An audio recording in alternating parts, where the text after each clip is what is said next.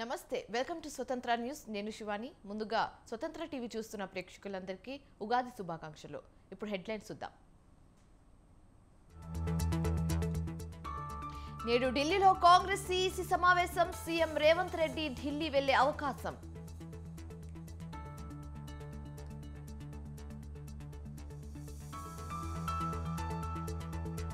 ఎన్నికల ప్రచార బరిలోకి దిగుతున్న కేసీఆర్ 13న చేవెళ్ల 15న మెదక్లో సభలు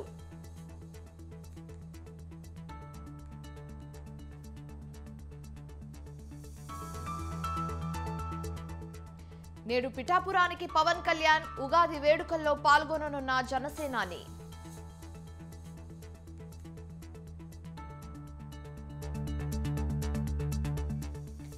నేటితో ముగియనున్న కవిత జ్యుడిషియల్ కస్టడీ కోర్టులో హాజరుపరచనున్న ఈడీ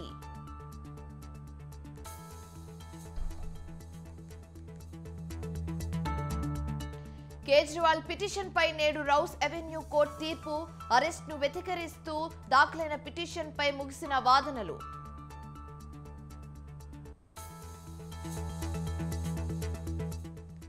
తెలుగు రాష్ట్రాల్లో ఘనంగా ఉగాది వేడుకలు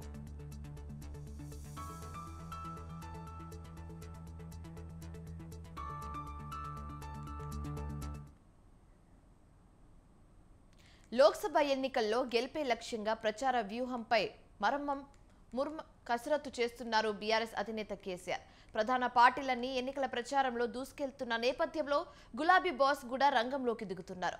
అయితే ఈ నెల 13న చేవెళ్లలో బహిరంగ సభ నిర్వహించాలని, ఈ సభతోనే ఎన్నికల ప్రచారాన్ని ప్రారంభించాలని బీఆర్ఎస్ అధినేత కేసీఆర్ నిర్ణయించారు.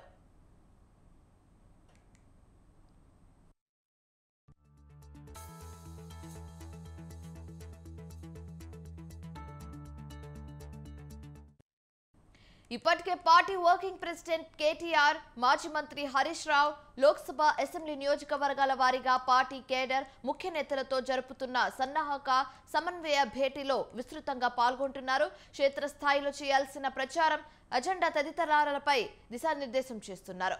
ఇక ఇదే అంశానికి సంబంధించి మరింత తాజా సమాచారం మా ప్రతినిధి సవిన్ ఫోన్ ద్వారా అందిస్తారు. సవిన్ చెప్పండి. ఈ నెల 13వ తేదీన బీఆర్ఎస్ పార్టీ చేవెళ్లలో భారీ బహిరంగ సభను ఏర్పాటు చేసింది. 15వ తేదీన మెదక్ లో భారీ బహిరంగ సభను ఏర్పాటు చేశారు. ఆ తర్వాత రాష్ట్ర వ్యాప్తంగా బీఆర్ఎస్ అధినేత కేసీఆర్ బస్సు యాత్రలను చేపట్టబోతున్నారు. అసెంబ్లీ నియోజకవర్గ కేంద్రాలతో పాటు మండల కేంద్రాల్లో కేసీఆర్ రోడ్ షోలు, అదేవిధంగా బస్సు యాత్రలు ఉండే విధంగా బీఆర్ఎస్ పార్టీ ప్లాన్ చేస్తోంది. ఇప్పటికే లోక్సభ ఎన్నికల ప్రచారానికి సంబంధించి కరీంనగర్ లో కథనబేరి పేరుతోటి భారీ బహిరంగ సభ నిర్వహించింది. ఇక చేవెళ్ల, మెదక్ ఈ రెండు చోట్ల భారీ బహిరంగ సభలు నిర్వహించిన తర్వాత రాష్ట్ర వ్యాప్తంగా బస్సు యాత్రల ద్వారా ప్రజల్లోకి వెళ్లాలని కేసీఆర్ నిర్ణయించుకున్నారు. ఇప్పటికే ఎండిపోయిన పంట పొలాలను పరిశీలించేందుకు బస్సు యాత్ర ద్వారానే కేసీఆర్ ప్రజల్లోకి వెళ్లారు. ఉమ్మడి కరీంనగర్ జిల్లాలో, అదేవిధంగా జనగామ, సూర్యాపేట, నల్గొండ జిల్లాల్లో కేసీఆర్ పర్యటించారు. ఇప్పుడు లోక్సభ ఎన్నికల ప్రచారానికి విస్తృతంగా భారీ బహిరంగ సభలు నిర్వహించే బదులు అసెంబ్లీ నియోజకవర్గ కేంద్రాలు, మండల కేంద్రాల్లో రోడ్ షోలు నిర్వహించడం ద్వారా ప్రజల్లో మైలేజ్ వస్తుందని బీఆర్ఎస్ పార్టీ భావిస్తోంది. ముఖ్యంగా కాంగ్రెస్ ప్రభుత్వం వచ్చిన 4 నెలల కాలంలోనే రైతులు ఇబ్బందులు పడుతున్నారు, పంట పొలాలు ఎండిపోతున్నాయంటూ బీఆర్ఎస్ పార్టీ కాంగ్రెస్ పార్టీపై ఎదురు దాడి చేస్తోంది. అందులో భాగంగానే అసెంబ్లీ నియోజకవర్గ కేంద్రాలు, మండల కేంద్రాల్లో కేసీఆర్ పర్యటించినప్పుడు రైతులతో ప్రత్యేకంగా భేటీ అయ్యే విధంగా కూడా బీఆర్ఎస్ పార్టీ ప్లాన్ చేస్తోంది. ముఖ్యంగా లోక్సభ ఎన్నికల్లో కాంగ్రెస్, బీజేపీ పార్టీలకు ధీటుగా అత్యధిక స్థానాలు గెలుచుకునేందుకు బీఆర్ఎస్ పార్టీ వ్యూహరచన చేస్తోంది. అందులో భాగంగానే చేవెళ్ల, మెదక్ ఈ రెండు చోట్ల భారీ బహిరంగ సభలు ముగిసిన తర్వాత బస్సు యాత్ర ద్వారా రాష్ట్ర వ్యాప్తంగా పర్యటించేందుకు బీఆర్ఎస్ అధినేత కేసీఆర్ సిద్ధమవుతున్నారు. థాంక్యూ సవిన్.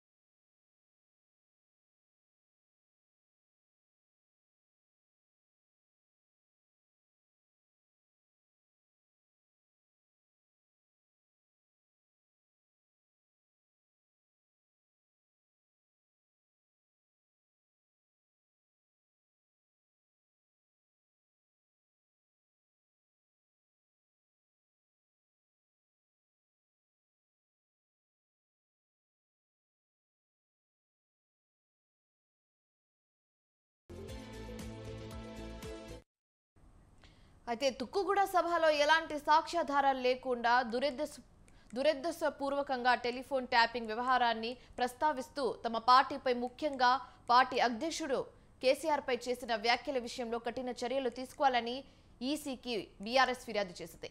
రాహుల్ గాంధీ అబద్ధాలు అసత్యాలను మాట్లాడుతూ ఎన్నికల నియమావళిని ఉల్లంఘించారని ఆరోపించింది. రాహుల్ వ్యాఖ్యలు వీడియోలను ఫిర్యాదుకు జతపరిచిన బీఆర్ఎస్ తక్షణమే రాహుల్ గాంధీతో పాటు కాంగ్రెస్ పార్టీపై కూడా తగిన చర్యలు తీసుకోవాలని విన్నవించింది. ఇదే ఫోన్ ట్యాపింగ్ అంశంలో అడ్డగోలుగా మాట్లాడారంటూ మంత్రి కొండ సురేఖపై కూడా కేంద్ర ఎన్నికల సంఘానికి మాజీ ఎమ్మెల్సీ ప్రభాకర్ దాసోజు శ్రవణ్ ఫిర్యాదు చేశారు.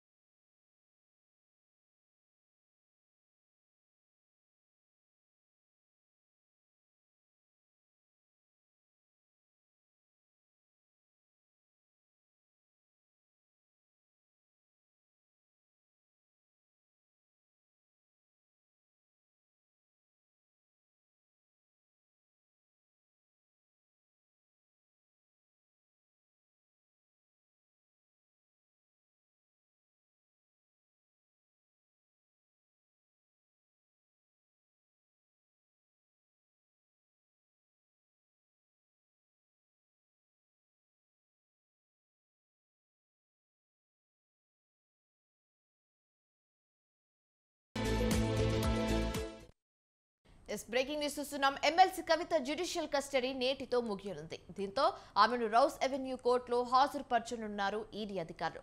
మరోవైపు Delhi liquor policy money laundering కేసులో మధ్యంతర బెయిల్ పిటిషన్పై ఆమెకు ఊరట దక్కలేదు. కవిత దాఖలు చేసిన మధ్యంతర బెయిల్ పిటిషన్ను రౌస్ అవెన్యూ కోర్టు కొట్టివేసింది. కవితకు బెయిల్ ఇస్తే కేసు దర్యాప్తుపై ప్రభావం పడుతుందన్న ఈడీ వాదనను పరిగణలోకి తీసుకున్న కోర్టు పిటిషన్ను తిరస్కరించింది.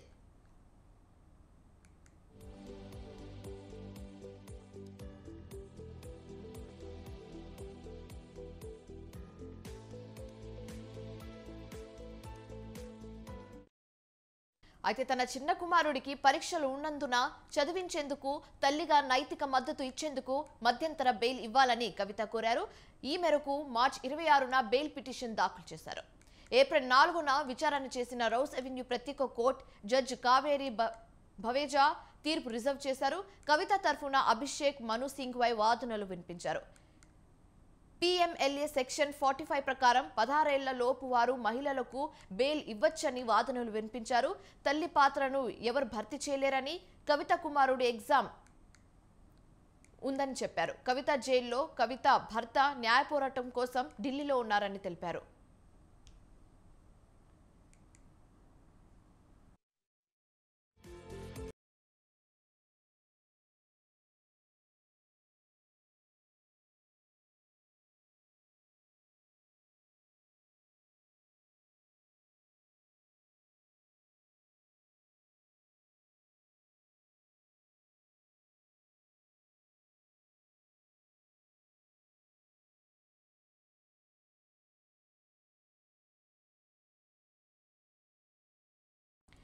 ఏప్రిల్ 16 వరకు మధ్యంతర బెయిల్ ఇవ్వాలని కోరారు. అయితే కవిత బెయిల్ను ఈడీ తరఫున న్యాయవాది జోయబ్ హుసేన్ వ్యతిరేకించారు. లిక్కర్ కేసు మనీ లాండరింగ్ వ్యవహారంలో కవిత సూత్రధారి అని, కవితకు బెయిల్ ఇస్తే సాక్ష్యాలను, అధికారులను తారుమారు చేస్తారన్నారు. కవిత అరెస్టుతో కేసు కీలక దశకు చేరుకుంది. బెయిల్ ఇస్తే దర్యాప్తుపై ప్రభావం పడుతుందని కోర్టు దృష్టికి తెచ్చారు. గతంలో అప్రూవర్గా మారిన వ్యక్తులను కవిత బెదిరించారన్న ఆధారాలను కోర్టు ముందుకు ఉంచింది ఈడీ. అయితే కవిత చిన్న కుమారుడి ఆరోగ్య పరిస్థితి సరిగ్గా లేదని, ఎటువంటి మెడికల్ రిపోర్ట్ సబ్మిట్ చేయలేదని, అతడి పరీక్షలకు మద్దతు తెలిపేందుకు ఇతర కుటుంబ సభ్యులు ఉంటారని ఈడీ కోర్టుకు తెలిపింది. ఈడీ తరఫున వాదనలు పరిగణలోకి తీసుకున్న కోర్టు కవితకు మధ్యంతర బెయిల్ తిరస్కరించింది. కవితకు మధ్యంతర బెయిల్ తిరస్కరణతో కవిత తీహార్ జైల్లో ఉన్నారు.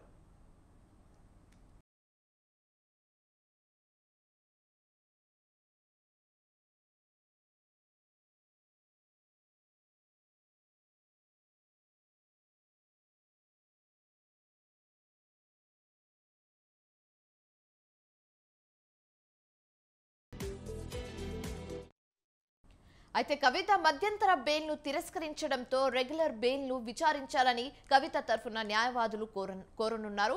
గత విచారణ సందర్భంగా రెగ్యులర్ బెయిల్పై ఏప్రిల్ 20న విచారణ చేపడతామని రౌస్ అవెన్యూ కోర్టు తెలిపింది.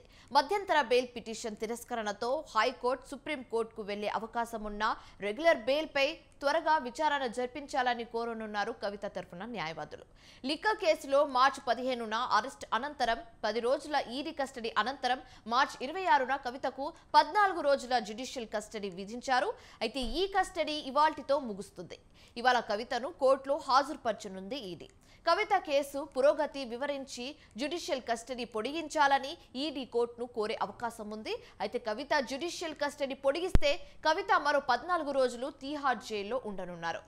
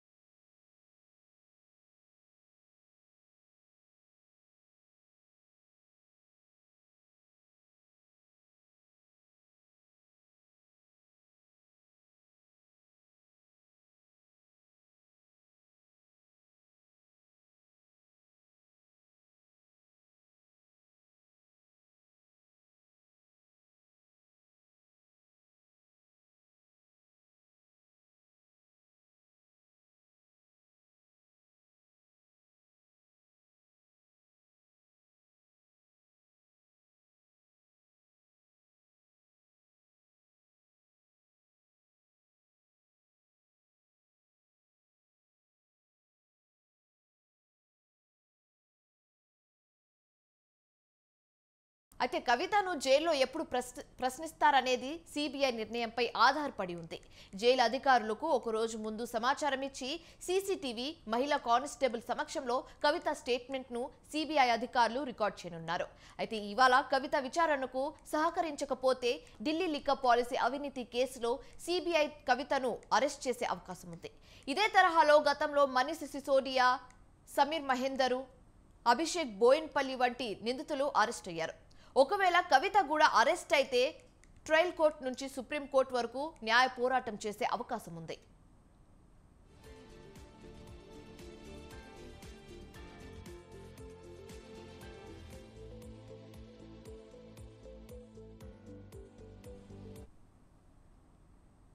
రాష్ట్ర ప్రజలకు డిప్యూటీ సీఎం భట్టి విక్రమార్క క్రోధినామ సంవత్సరం సందర్భంగా శుభాకాంక్షలు తెలిపారు. ఉగాది పండుగ ప్రజలందరికీ సకాల శుభాలను పంచాలన్నారు. ఇంద్రమ రాజ్యంలో కాంగ్రెస్ ప్రజాప్రభుత్వం అమలు చేస్తున్న గ్యారెంటీల వల్ల లబ్ధి పొందుతున్న ప్రజల జీవితాల్లో ఆనందాలు నిండాలన్నారు. రాష్ట్ర ప్రభుత్వం ఖాళీగా ఉన్న ఉద్యోగాలను భర్తీ చేయడానికి నోటిఫికేషన్ విడుదల చేసినందున నిరుద్యోగులకు ఈ ఏడాది ఉద్యోగనామ సంవత్సరం కానున్నానని భట్టి విక్రమార్క చెప్పారు. ఇందిరమ రాజ్యం వచ్చిన తర్వాత జరుగుతున్నటువంటి తొలి ఉగాది ఇది. ఈ క్రోధినామ సంవత్సర ఉగాది శుభ సందర్భంగా ప్రపంచవ్యాప్తంగా ఉన్నటువంటి తెలుగు ప్రజలందరికీ కూడా నా హృదయపూర్వకమైనటువంటి అభినందనలు తెలియజేస్తూ ఉన్నాను, శుభాకాంక్షలు కూడా తెలియజేస్తూ ఉన్నాను. ఈ క్రోధినామ సంవత్సర సందర్భంగా ప్రతి ఇంట సౌభాగ్యాలు నిండాలని, అందరూ ఆనందంగా ఉండాలని, సిరి సంపదలతో తొలతోగాలని మనస్ఫూర్తిగా కోరుకుంటున్నాను. ఈ సంవత్సరం సమృద్ధిగా వర్షాలు పడాలని, తద్వారా రాష్ట్ర వ్యాప్తంగా వ్యవసాయం మీద ఆధారపడి ఉన్నటువంటి ప్రజానికం అందరూ కూడా సుఖ సంతోషాలతో వెలుగొందాలని చెప్పి ఆ భగవంతుని ప్రార్థిస్తూ ఉన్నాను. మరొక్కసారి తెలుగు ప్రజలందరికీ ఈ క్రోధినామ సంవత్సర సందర్భంగా మీ అందరికీ నా హృదయపూర్వకమైనటువంటి అభినందన. సిద్ధు జొన్నలగడ్డ హీరోగా అనుపమ పరమేశ్వరన్ హీరోయిన్ గా తెరకెక్కిన Tillu square cinema super hit కావడంతో పాటు 100 కోట్లు కలెక్షన్ చేయడంతో భారీ సక్సెస్ మీట్ నిర్వహించారు. అయితే ఈ వేడుకకి జూనియర్ ఎన్టీఆర్ ముఖ్య అతిథిగా హాజరయ్యారు. ఇదే వేడుకకు త్రివిక్రమ్ కూడా హాజరయ్యారు. ఇక ఈ సందర్భంగా త్రివిక్రమ్ మాట్లాడుతూ వచ్చేది దేవర నామ సంవత్సరం అన్నారు. 1000 కోట్ల కలెక్షన్ కన్ఫర్మ్ అన్నారు. ఇక జూనియర్ ఎన్టీఆర్ దేవర డైలాగ్ తో అలరించారు. టిల్లు కంటే స్క్వేర్గా హిట్ అయింది యాక్చువల్గా. And I congratulate the whole team. And వచ్చే సంవత్సరం రేపటి నుంచి దేవరనామ సంవత్సరంగా ప్రకటిస్తున్నది. ఎందుకంటే ఇంకంతా నాకు తెలిసి ఇంకా ఆయన మీద వెళ్ళిపోయేలాగా ఉంది. సో ఈ 100 పక్కన ఇంకో 0 పెట్టి ఆయన దేవర మొదలు పెట్టాలని మీ అందరి తరఫున. దేవర సినిమాలో ఒక డైలాగ్ ఉంది. డైలాగ్ గురించి చెప్పను కానీ దేవర కూడా ఇంచుమించు భయం గురించి ఆ సినిమా ఎక్కువ శాతం భయం గురించి మాట్లాడడం జరుగుతుంది. ఆ సినిమాలో కలగనే ధైర్యం ఉండాలి, కల కనడానికి ఒక ధైర్యం ఉండాలి. ఇవాళ Punjab Kings Sunrisers Hyderabad మధ్య మ్యాచ్ జరగనుంది. పంజాబ్ ఇంద్రజిత్ సింగ్ బింద్రా స్టేడియం వేదికగా ఇరు జట్లు పోరుకు సిద్ధమయ్యాయి. ఇరు జట్టు ఇప్పటి వరకు 4 ఆటలు ఆడగా 2 గెలిచి 2 ఓడిపోయాయి. అయితే పంజాబ్ ఇంద్రజిత్ సింగ్ బింద్రా స్టేడియం వేదికగా సాయంత్రం 7:30 మ్యాచ్ ప్రారంభం కానుంది.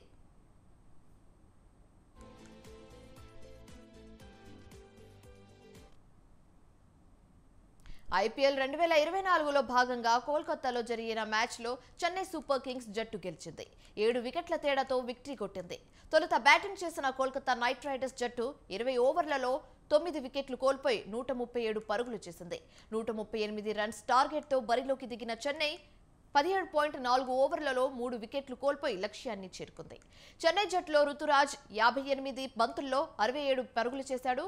శివం దుబే 28 పరుగులు, డాలర్ మిచెల్ 25 పరుగులు చేశారు. వరుసగా 2 ఓటముల తర్వాత చెన్నై జట్టు గెలుపు రుచి చూస్తుంది.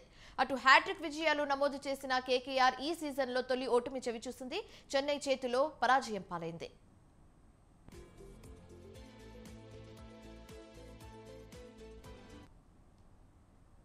రైట్, ఇవి ఇప్పుడు వరకు ఉన్న updates. For more updates keep watching స్వతంత్ర.